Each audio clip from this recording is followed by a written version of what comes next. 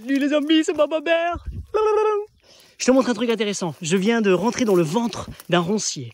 Donc un roncier, c'est plein de murs, c'est les ronces, qui fait un gros monstre et qui se déplace comme ça pour recouvrir. Mais qu'est-ce qui se passe dans un roncier? Tada, je te montre. Dans un roncier, forcément, tu as des arbres qui vont sortir. Donc là, j'ai ouvert, hein, j'y vais au sécateur, j'ouvre. Je suis venu tailler pour te montrer tout ça. Dedans, il y a forcément des arbres qui vont être... Là, ils étaient complètement penchés. Tu vois, il y en a un autre qui est penché à côté, là, comme ça, parce qu'il se fait pencher par les ronces qui rebondissent dessus. Donc en fait, il est couché. Avec le temps, il va se redresser ou il va faire une sorte de zigzag où il y en a qui vont pas survivre, qui vont être mangés par la ronce. Mais de toute façon, il y en a qui vont prendre. Donc moi, juste en le dégageant, en recoupant ici, là, il va réexploser. Après, peut-être que je le ferai plus bas sur un autre, mais tu peux t'en servir, tu sais, comme d'un frêne. Donc c'est des frênes tétard.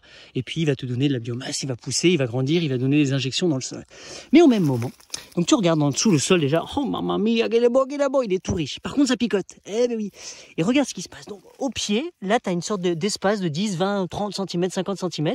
Et c'est pour ça que c'est idéal. Je te dis que je mets des cochons d'Inde, des lapins, plein de bestioles viennent se réfugier dedans. Des oiseaux, des rats, des machins, des trucs, c'est cool. C'est là, ils sont bien protégés. C'est pour ça que les graines, tous les pépins que tu vas pouvoir jeter qui vont tomber sur le sol, vont avoir beaucoup plus de chances de monter parce que le sol, il est riche en carbone. Donc, toutes les matières carbonées, tu vois, qui tombent au sol, c'est protégé, c'est humide, c'est vivant, c'est un bouillon de vie.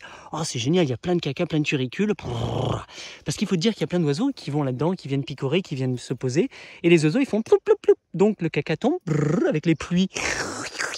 Ça fait ce bruit-là, ça tombe au sol, ça nourrit le sol, ça enrichit le sol. Et dans les cacas, il y a plein de petites graines.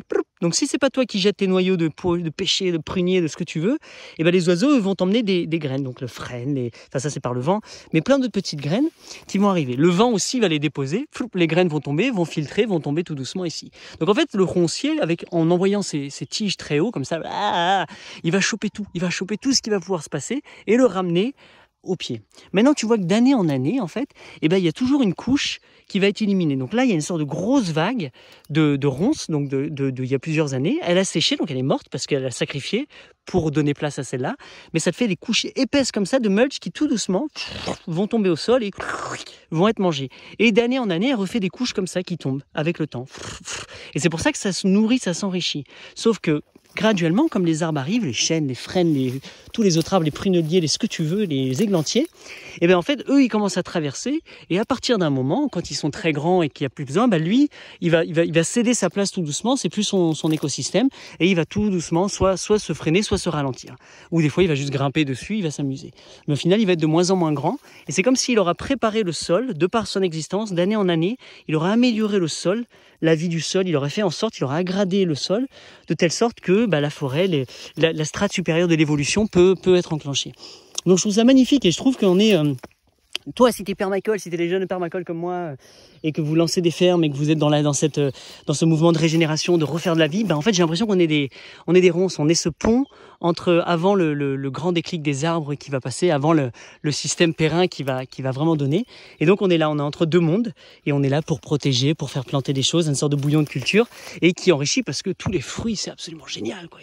Là tu vois, ça fait 2 mètres, 3 mètres, ça monte des fois à hauteur et sur les branches, il y a plein de grappes de fruits. Donc à moi justement de m'amuser à les tresser dans des endroits, de leur donner la direction pour qu'elles soient bien exposées au soleil et qu'elles me fassent des grappes. Donc là, quand je rentre à l'intérieur et que je fais une sorte de trou comme ça, c'est pour... Bon, tu vois, je sais pas si tu arrives à voir, comme ça.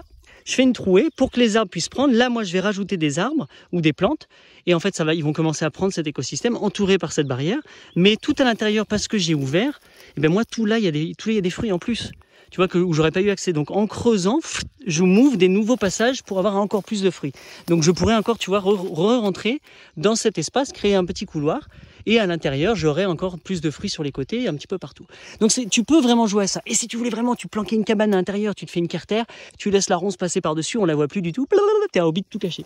Donc voilà, bref, vive la ronce, faut la comprendre, la ronce, elle est fascinante, oui, elle pique, mais c'est une des meilleurs alliés et c'est tellement riche en bois, en vie, en biodiversité, que bien sûr. Et forcément, si tout ce que tu prends, tu arrives à le broyer, à le mulcher, c'est incroyable pour tes sols. Donc tout ça, c'est l'agriculture, tout ton maraîchage, toute la nourriture de ton sol, elle viendrait là-dedans et là tu balances ça dans tes buttes ou dans tes planches potagères. Pop, pop, pop, c'est la toffe. Donc voilà, allez vivre la vie.